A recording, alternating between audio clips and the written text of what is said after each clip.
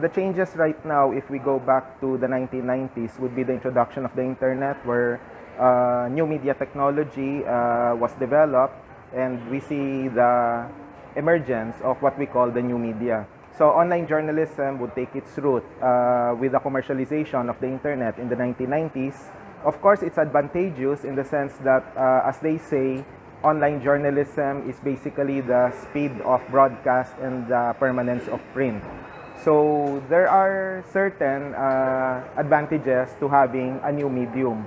The disadvantage has something to do with the abuse of such technology, to the point where right now fake news has become an industry, and not just an ordinary industry, it's a billion-dollar industry. And here in the Philippines, we see fake news purveyors earning as much as 30,000 to 40,000 pesos per post. And we see here the manipulation of information, so-called information, to make sure that a certain agenda would be promoted even if it's farther from the truth. Well, it's like this. The print media and new media would be complementary to each other. So there's no particular preference in terms of the medium that's being used, because it all boils down to the kind of information that must be provided to people. Print has the advantage of permanence, broadcast has the advantage of immediacy, and to be particular, it's more immediate for radio, and there's the audiovisual component for television.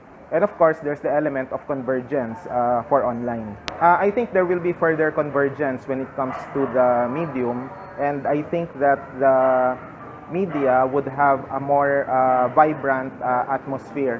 However, given the fact that we have a situation where fake news is being promoted, and it has even become an industry, all the more that we should have a higher degree of media and information literacy among people. So I hope that through such kinds of media literacy, whether done by the academe or done by the industry itself or the media sector itself, we should be able to counter the lies, the misinformation, and disinformation. Science and technology would be contributory in terms of making things more efficient in the production process. I've been through the time where design and layout were done manually, and when I was still editor of the Philippine Collegian at UP Diliman, we had the privilege of being introduced to what we call desktop publishing. So it made design and layout much faster, so we had more time in terms of improving the content of our output, of our journalistic output. So there is that advantage. However, with the introduction of new technology, sometimes we end up producing those who know how to operate the software in terms instead of those who know the basic principles of design and layout. There's a difference between the two, because sometimes you may know how to operate the software, but if you would just lay it out at the same time you ignore the normative standards of journalism, then what kind of publication do you produce? So there is always that threat. So that's why in terms of teaching journalism, we have to focus more on the normative standards. And the software, of course, is important, but once you have a feel of what we call the graphic user interface, then it's easier to operate. It's just like a mobile phone.